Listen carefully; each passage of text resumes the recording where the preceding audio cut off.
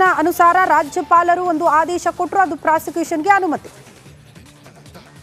ಅಭಿಷೇಕ್ ಮನು ಸಿಂಘ್ವಿ ಅವರು ಪ್ರಸ್ತಾಪ ಮಾಡಿದಂಥ ಅಷ್ಟು ಅಂಶಗಳಿಗೆ ಸಂಬಂಧಪಟ್ಟಂತೆ ಇವತ್ತು ಕೌಂಟರ್ ಅಂದರೆ ಪ್ರತಿವಾದ ತುಷಾರ್ ಮೆಹ್ತಾ ಅವರು ಒಂದಷ್ಟು ಅಂಶಗಳನ್ನು ಉಲ್ಲೇಖ ಮಾಡ್ತಿದ್ದಾರೆ. ಅಭಿಷೇಕ್ ಮನು ಸಿಂಘ್ವಿ ಅವರು ಬಹಳ ಸ್ಪಷ್ಟವಾಗಿ ಹೇಳಿದ್ರು, ವಿವೇಚನ ಬಳಸದೆ ರಾಜ್ಯಪಾಲರ ತರಾತುರಿ ನಿರ್ಧಾರ, 3 ದೂರಿನ ಪೈಕಿ 1 ದೂರಿನ ಸಂಬಂಧ ಶೋಕಾಸ್ ನೋಟಿಸ್ ಅಲ್ಲಿ. ಬಟ್ ಪ್ರಾಸಿಕ್ಯೂಷನ್ಗೆ ಅನುಮತಿ ಕೊಡುವಾಗ ಅಷ್ಟು ಅಂದರೆ 3 ದೂರು ಅಂತ ನೀವು ಉಲ್ಲೇಖ ಮಾಡಿದ್ದೀರಿ, ಹೇಗೆ ಅನ್ನೋದನ್ನ ಪ್ರಶ್ನೆ ಮಾಡಿದ್ರು. ಅದಕ್ಕೆ ಇವತ್ತು ಒಂದು ಕ್ಲಾರಿಟಿ ಕೊಡುವಂತಹ ಪ್ರಯತ್ನವನ್ನ ಕೂಡ ತುಷಾರ್ ಮೆಹ್ತಾ ಅವರು ಮಾಡಿದ್ರು. 40-60 ಇಂದ 50-50 ಸೂತ್ರ ಬದಲಾಗಿದೆ. ಮೂಢ ಆರೋಪದ ಬಗ್ಗೆ ಕೂಡ ಪ್ರಸ್ತಾಪ ಮಾಡಲಾಗಿದೆ. ಈ ವಿಚಾರದಲ್ಲಿ ಎಜಿಯು ಸರ್ಕಾರಕ್ಕೆ ಸಲಹೆ ನೀಡಿದ್ದಾರೆ.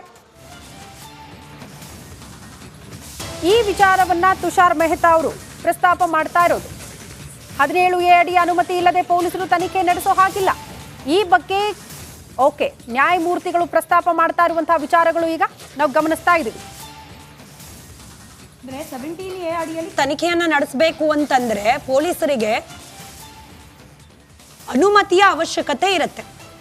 ಪೊಲೀಸರೇ ಕೇಳಬೇಕು ಅನ್ನೋ ಕಂಪಲ್ಸರಿ ಇರೋದಿಲ್ಲ. ಅಂದ್ರೆ ಯಾವ್ದಾದ್ರು ಒಂದು ತನಿಖಾ ಸಂಸ್ಥೆ ಕಡೆಯಿಂದಲೇ ಹೋಗಿ 17Aಗೆ ಅಪ್ರೋಚ್ ಮಾಡಬೇಕು ರಾಜ್ಯಪಾಲರನ್ನ. ಇದು ಅಭಿಷೇಕ್ ಮನು ಸಿಂಘ್ವಿ ಅವರ ವಾದ ಆಗಿತ್ತು. ನೋಡಿ, ಕುಮಾರಸ್ವಾಮಿ ಅವರ ಕೇಸ್ನ ಉದಾಹರಣೆಯಾಗಿ ತೆಗೆದುಕೊಂಡ್ರೆ ಅಲ್ಲಿ ಲೋಕಾಯುಕ್ತ SIT ತನಿಖೆ ಮಾಡಿದೆ. ತನಿಖೆ ಮಾಡಿ ಚಾರ್ಜ್ ಶೀಟ್ ಹಂತಕ್ಕೆ ಬಂದಿದೆ. ಚಾರ್ಜ್ ಶೀಟ್ ಸಬ್ಮಿಟ್ ಮಾಡಲಿಕ್ಕೆ ನಮಗೆ ಅನುಮತಿ ಕೊಡಿ ಅಂತ ಹೇಳಿ 17A ಅಡಿಯಲ್ಲಿ ಹಾಗೆ 19 ಅಡಿಯಲ್ಲಿ ರಾಜ್ಯಪಾಲರನ್ನ ಅಪ್ರೋಚ್ ಮಾಡಿದೆ ಲೋಕಾಯುಕ್ತ SIT. ಇಲ್ಲಿ ಅಭಿಷೇಕ್ ಮನು ಸಿಂಘ್ವಿ ಅವರು ಹೇಳಿದ್ದದೆ, ಇಲ್ಲಿ ಯಾವುದೇ ತನಿಖಾ ಸಂಸ್ಥೆ ತನಿಖೆ ಮಾಡಿಲ್ಲ, ಪೊಲೀಸರು ಅನುಮತಿಯನ್ನ ಪಡೆದು ತನಿಖೆಯನ್ನ ಮಾಡಿಲ್ಲ, ಆಗ್ಲೇ 17A ಕೊಟ್ಬಿಟ್ಟಿದ್ದಾರೆ. ಆದ್ರೆ ತುಷಾರ್ ಮೆಹ್ತಾ ಅವರು ವಾದ ಮಂಡನೆ ಮಾಡ್ತಾ ಇದ್ದಾರೆ, ಪೊಲೀಸರೇ ಅನುಮತಿಯನ್ನ ಕೇಳಬೇಕು ಅಂತಿಲ್ಲ. ಇನ್ಫ್ಯಾಕ್ಟ್ ಪೊಲೀಸರು ತನಿಖೆಯನ್ನ ಮಾಡಬೇಕು ಅಂತಂದ್ರೆ 17A ಅಡಿಯಲ್ಲಿ ಅನುಮತಿ ಅವಶ್ಯಕತೆ ಇರುತ್ತೆ. ಎರಡೂ ಕೂಡ ಸಪರೇಟ್ ಆದ ಸಿನಾರಿಯೋ. ಪೊಲೀಸರೇ ಕೇಳಬೇಕು ಅಂತಿಲ್ಲ, ಬಟ್ ಪೊಲೀಸರು ತನಿಖೆಯನ್ನ ಮುನ್ನಡೆಸಬೇಕು ಅಂದ್ರೆ 17A ಅಲ್ಲಿ ಬೇಕಾಗತ್ತೆ. ಈಗ ದೂರುದಾರರು ಅನುಮತಿಯನ್ನ ಕೇಳಿರೋದು ಯಾಕೆ? ನ್ಯಾಯಾಲಯಗಳಲ್ಲಿ ಅಂದ್ರೆ ಜನಪ್ರತಿನಿಧಿಗಳ ನ್ಯಾಯಾಲಯದಲ್ಲಿ 2 ಸಪರೇಟ್ ಕಂಪ್ಲೇಂಟ್ ಏನ್ ರಿಜಿಸ್ಟರ್ ಆಗಿದೆ. ನ್ಯಾಯಾಲಯಗಳು ಆ ಕಂಪ್ಲೇಂಟ್ ಅನ್ನ ಕೈಗೆತ್ತಿಕೊಂಡು ಮುಂದೆ ತನಿಖಾ ಸಂಸ್ಥೆಗಳಿಗೆ ತನಿಖೆಗೆ ಅನುಮತಿ ನೀಡಬೇಕು ಅಂತಂದ್ರೆ ಆ ತನಿಖೆಯನ್ನ ತನಿಖಾ ಸಂಸ್ಥೆಗಳು ಕೈಗೆತ್ಕೊಳ್ಬೇಕು ಅಂದ್ರೆ 17A ಅವಶ್ಯಕತೆ ಬರುತ್ತೆ. ಹೀಗಾಗಿ ಪೂರ್ವಭಾವಿಯಾಗಿಯೇ ರಾಜ್ಯಪಾಲರ ಬಳಿಯಲ್ಲಿ 17Aಗೆ ಅನುಮತಿಯನ್ನ ಕೇಳ್ತಾ ಇದ್ದಾರೆ. ಪೊಲೀಸರ ತನಕ ಹೋಗಿ ಅದಾದ ಮೇಲೆ ಕೇಳಬೇಕು ಅನ್ನೋ ಕಂಪಲ್ಷನ್ ಇಲ್ಲ. ಇದನ್ನ ನ್ಯಾಯಪೀಠಕ್ಕೆ ತಮ್ಮ ವಾದದ ಮೂಲಕ ತಿಳಿಸಿ ಹೇಳ್ತಾ ಇದ್ದಾರೆ ತುಷಾರ್ ಮೆಹ್ತಾ ಅವರು.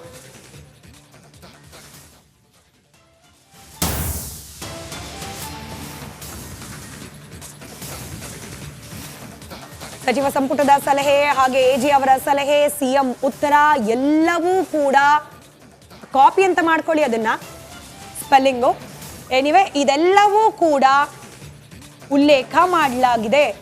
ಸಚಿವ ಸಂಪುಟದ ಸಲಹೆ, ಎಜಿ ಸಲಹೆ, ಸಿಎಂ ಉತ್ತರ ಎಲ್ಲವೂ ಕೂಡ ರಾಜ್ಯಪಾಲರ ನೋಟಿಸ್ನಲ್ಲಿ ಅವರ ಟಿಪ್ಪಣಿಯಲ್ಲಿ ಕಾಪಿ ಪೇಸ್ಟ್ ಆಗಿದೆ. ಯಾವ ಮಟ್ಟಕ್ಕೆ ಅಂದ್ರೆ ಕಾಮಾ ಫುಲ್ ಸ್ಟಾಪ್ ಸಮೇತ ಎಲ್ಲೂ ಮಿಸ್ ಮಾಡಿಲ್ಲ.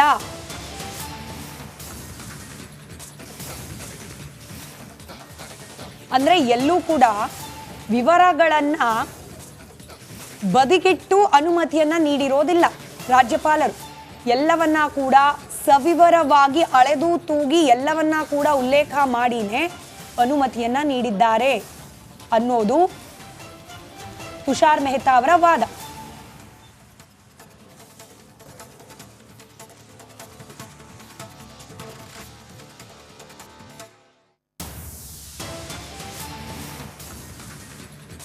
ನೋಡಿ, ಪ್ರತಿ ಕ್ಷಣ ಹೈಕೋರ್ಟ್ನಲ್ಲಿ ಯಾವ ರೀತಿ ವಾದ ಪ್ರತಿವಾದ ಆಗ್ತಾ ಇದೆ ಅನ್ನೋದ್ರ ಬಗ್ಗೆ ರಿಪಬ್ಲಿಕನ್ ಇಂಚಿಂಚು ಮಾಹಿತಿನ ನಿಮ್ಮ ಮುಂದೆ ಇಡ್ತಾ ಇದೆ. ಒಟ್ಟಿನಲ್ಲಿ ಬಹಳ ಸ್ಪಷ್ಟ. ಈ ಹಿಂದೆ ಸಿಎಂ ಪರವಾಗಿ ಅಭಿಷೇಕ್ ಮನು ಸಿಂಘ್ವಿ ಅವರು ಯಾವೆಲ್ಲ ವಿಚಾರಗಳನ್ನು ಪ್ರಸ್ತಾಪ ಮಾಡಿದ್ರೋ ಅದಕ್ಕೆಲ್ಲದಕ್ಕೆ ಸಂಬಂಧಪಟ್ಟಂತೆ ಇವತ್ತು ಕೌಂಟರ್ ಅಟ್ಯಾಕ್ ಹೈಕೋರ್ಟ್ನಲ್ಲಿ ಆಗ್ತಾ ಇದೆ. ತುಷಾರ್ ಮೆಹ್ತಾ ರಾಜ್ಯಪಾಲರ ಪರ ವಕೀಲರು ಪ್ರಸ್ತಾಪ ಮಾಡ್ತಿದ್ದಾರೆ. ಮತ್ತೊಂದು ಅಪ್ಡೇಟ್ ಲಭ್ಯವಾಗ್ತಾ ಇದೆ. ರಾಜಭವನ ತಲುಪಿದೆ ಕಾಂಗ್ರೆಸ್ ಪಾದಯಾತ್ರೆ. ಒಂದ್ ಕಡೆ ಹೈಕೋರ್ಟ್ ಟೆನ್ಷನ್ ಸಿಎಂ ಸಿದ್ದರಾಮಯ್ಯನವ್ರಿಗೆ, ಮತ್ತೊಂದು ಕಡೆ ರಾಜಭವನ ಚಲೋ. ಶಾಸಕರು ಸಂಸದರು ಎಲ್ಲರೂ ಕೂಡ ಜೊತೆಗೂಡಿ ರಾಜಭವನಕ್ಕೆ ಎಂಟ್ರಿ ಕೊಟ್ಟಾಗಿದೆ.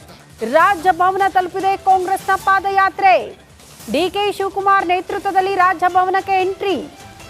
ಶಾಸಕರು ಸಂಸದರು ಎಲ್ಲರೂ ಕೂಡ ರಾಜಭವನಕ್ಕೆ ಎಂಟ್ರಿ ಕೊಟ್ಟಿದ್ದಾರೆ. ಬಿಜೆಪಿ ನಾಯಕರ ಹಲವು ಹಗರಣಗಳನ್ನ ಮುಂದಿಟ್ಟುಕೊಂಡು ಪ್ರಾಸಿಕ್ಯೂಷನ್ಗೆ ಅನುಮತಿ ಕೊಡಬೇಕು ಅಂತ ಒತ್ತಾಯಿಸಿ ರಾಜಭವನ ಚಲೋ. ಮುಯಿಗೆ ಮುಯಿ ಅನ್ನೋ ರೀತಿಯಲ್ಲಿ ಕಾಣಿಸ್ತಾ ಇದೆ ರಾಜ್ಯ ರಾಜಕಾರಣದಲ್ಲಿ ಸದ್ಯ ಆಗ್ತಾ ಇರುವಂತಹ ಬೆಳವಣಿಗೆ.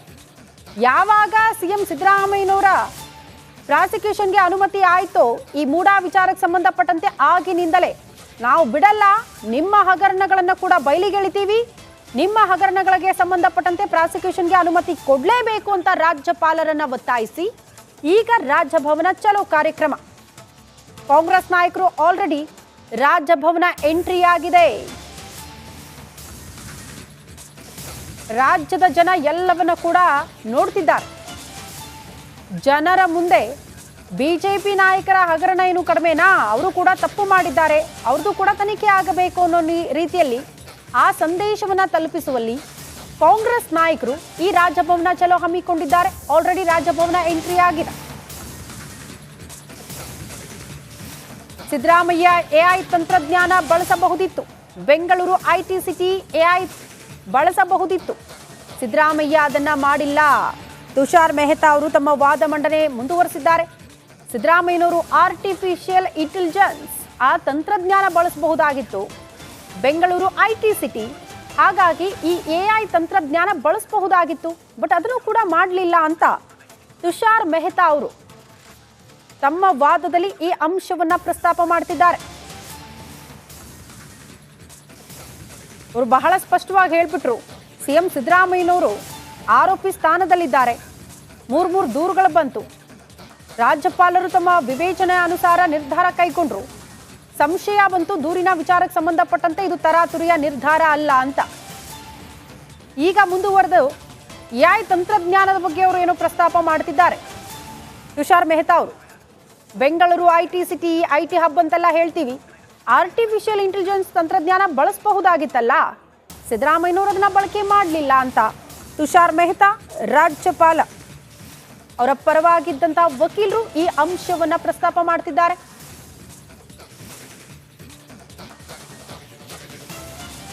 ಬಹಳ ಪ್ರಮುಖವಾಗಿ ನೋಡಿ, ಅಧಿಕಾರದ ದುರ್ಬಳಕೆಯ ಆರೋಪ ಇತ್ತಲ್ಲ, ಅದಕ್ಕೆ ಸಂಬಂಧಪಟ್ಟಂತೆ ಕೂಡ ತುಷಾರ್ ಮೆಹ್ತಾ ಅವರು ಪ್ರಸ್ತಾಪ ಮಾಡಿದ್ರು. ಸ್ವಜನ ಪಕ್ಷಪಾತ ಯಾವ ರೀತಿ ಎಸ್ಕಲ್ ಆಗಿದೆ ಅನ್ನೋದನ್ನ ಪ್ರಸ್ತಾಪ ಮಾಡ್ತಾ ಅವ್ರು ಹೇಳಿದ್ರು. ಸಿದ್ದರಾಮಯ್ಯನವರ ಪುತ್ರ ಯತೀಂದ್ರ ಅವರು ಶಾಸಕರಾದಂತಹ ಸಂದರ್ಭದಲ್ಲಿ ಈ ಸೈಟ್ ಹಂಚಿಕೆಯ ವಿಚಾರಕ್ಕೆ ಸಂಬಂಧಪಟ್ಟಂತೆ ಒಂದು ನಡಾವಳಿಯ ಸಭೆ ಆಗುತ್ತಲ್ಲ, ಆ ಸಭೆಯಲ್ಲಿ ಅವರು ಕೂಡ ಭಾಗಿಯಾಗಿದ್ರು. ಇದಲ್ಲವಾ ಸ್ವಜನ ಪಕ್ಷಪಾತ ಅಂತ ಪ್ರಶ್ನೆ ಮಾಡಿದ್ರು. ತುಷಾರ್ ಮೆಹ್ತಾ ಅವರು ಅದನ್ನ ಕೂಡ ಪ್ರಸ್ತಾಪ ಮಾಡ್ತಿದ್ದಾರೆ.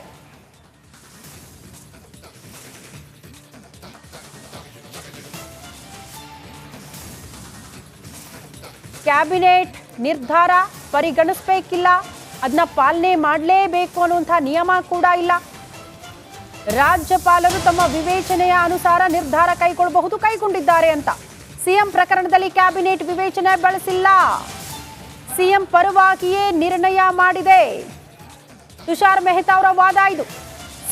ಸಿಎಂ ಕ್ಯಾಬಿನೆಟ್ ಮೇಲೆ ಪ್ರಭಾವ ಬಳಸಿದ್ದಾರೆ, ಸಿಎಂ ಪ್ರಕರಣದಲ್ಲಿ ಕ್ಯಾಬಿನೆಟ್ ವಿವೇಚನೆ ಬಳಸಿಲ್ಲ, ಹಾಗಾಗಿ ಅದನ್ನ ಪರಿಗಣಿಸಿಲ್ಲ ರಾಜ್ಯಪಾಲರು ಅನ್ನುವಂತಹ ವಿಚಾರವನ್ನ ತುಷಾರ್ ಮೆಹ್ತಾ ಅವರು ಪ್ರಸ್ತಾಪ ಮಾಡ್ತಿದ್ದಾರೆ. ಈ ಕ್ಯಾಬಿನೆಟ್ನಲ್ಲಿ ಕೈಗೊಂಡಿರುವಂತಹ ನಿರ್ಧಾರದಲ್ಲಿ ಸಿಎಂ ಇರಲ್ಲ, ಕಾರಣ ಅವ್ರ ಮೇಲೆ ಬಂದಿರುವಂತಹ ಆರೋಪ ಇದೆಯಲ್ಲ, ಹಾಗಾಗಿ ತಮ್ಮ ಅಧಿಕಾರವನ್ನ ಒಂದು ದಿನದ ಮಟ್ಟಿಗೆ ಆ ಸಭೆಗೆ ಸಂಬಂಧಪಟ್ಟಂತೆ ಡಿಸಿಎಂ ಡಿಕೆ ಶಿವಕುಮಾರ್ ಅವರಿಗೆ ವಹಿಸಿದ್ರು. ಅವರ ನೇತೃತ್ವದಲ್ಲಿ ಒಂದು ಸಂಪುಟದ ಸಭೆ ಆಯಿತು. ಆ ಸಭೆಯಲ್ಲಿ ಕೈಗೊಂಡಂತಹ ನಿರ್ಧಾರ ಪರಿಗಣಿಸಬೇಕು ಅಂತ ಏನಿಲ್ಲ, ಸಿಎಂ ಸೂಚನೆಯಂತೆಯೇ ಅವರ ಅಣತಿಯಂತೆಯೇ ಆ ಸಭೆಯಲ್ಲಿ ನಿರ್ಧಾರ ಆಗಿರುತ್ತೆ. ಹಾಗಾಗಿ ರಾಜ್ಯಪಾಲರು ಅದನ್ನ ಬಳಸಿಲ್ಲ ಅಥವಾ ಅದನ್ನ ಪರಿಗಣಿಸಿಲ್ಲ ಅನ್ನುವಂತಹ ವಿಚಾರವನ್ನ ತುಷಾರ್ ಮೆಹ್ತಾ ಅವರು ಇಲ್ಲಿ ಪ್ರಸ್ತಾಪ ಮಾಡ್ತಿದ್ದಾರೆ. ಅಭಿಷೇಕ್ ಮನು ಸಿಂಘ್ವಿ ಅವರು ತಮ್ಮ ವಾದದ ಭಾಗವಾಗಿ ಈ ವಿಚಾರ ಪ್ರಸ್ತಾಪ ಮಾಡಿದ್ರು. ನೋಡಿ, ಮುಖ್ಯಮಂತ್ರಿಗಳ ಸಭೆಯಲ್ಲೇ ಇರಲಿಲ್ಲ, ಸಿದ್ದರಾಮಯ್ಯನವರು ಕ್ಯಾಬಿನೆಟ್ನ ಸಭೆಯಲ್ಲೇ ಇರಲಿಲ್ಲ, ಈ ರಾಜ್ಯಪಾಲರು ನೀಡಿದ ಶೋಕಾಸ್ ನೋಟಿಸ್ಗೆ ಉತ್ತರ ಏನ್ ನೀಡಬೇಕು ಅಂತ ನಡೆದ ಸಭೆಯಲ್ಲಿ ಮುಖ್ಯಮಂತ್ರಿಗಳು ಇರಲಿಲ್ಲ. ಅಲ್ಲಿದ್ದು ಡಿಕೆ ಶಿವಕುಮಾರ್ ಅವರು ಹಾಗೆ ಉಳಿದ ಸಚಿವ ಸಂಪುಟದ ಸದಸ್ಯರು. ಹೀಗಾಗಿ ಇಲ್ಲಿ ಕಾನ್ಫ್ಲಿಕ್ಟ್ ಆಫ್ ಇಂಟ್ರೆಸ್ಟ್ ಅನ್ನೋ ವಿಚಾರ ಬರೋದೇ ಇಲ್ಲ. ಮುಖ್ಯಮಂತ್ರಿಗಳ ಅನುಪಸ್ಥಿತಿಯಲ್ಲಿ ಉಳಿದ ಸಚಿವ ಸಂಪುಟದ ಸಹೋದ್ಯೋಗಿಗಳು ತೆಗೆದುಕೊಂಡ ನಿರ್ಧಾರ, ಇದನ್ನ ರಾಜ್ಯಪಾಲರು ಪರಿಗಣಿಸಬೇಕಾಗಿತ್ತು, ಪರಿಗಣನೆಗೆ ತೆಗೆದುಕೊಳ್ಬೇಕಾಗಿತ್ತು ಅನ್ನೋ ವಾದವನ್ನ ಮಂಡಿಸಿದ್ರು. ಆದ್ರೆ ಈಗ ತುಷಾರ್ ಮೆಹ್ತಾ ಅವ್ರು ಹೇಳ್ತಿರೋದು, ಈ ಸಭೆ ನಡೆದಿರೋದೇನೇ ಸಿದ್ದರಾಮಯ್ಯನವರ ಇನ್ಸ್ಟ್ರಕ್ಷನ್ ಮೇರೆಗೆ. ಸಿದ್ದರಾಮಯ್ಯನವರೇ ತಮ್ಮ ಹೊಣೆಗಾರಿಕೆಯನ್ನ ಡಿ ಕೆ ಶಿವಕುಮಾರ್ ಅವರಿಗೆ ನೀಡಿದ್ದಾರೆ. ನೀವು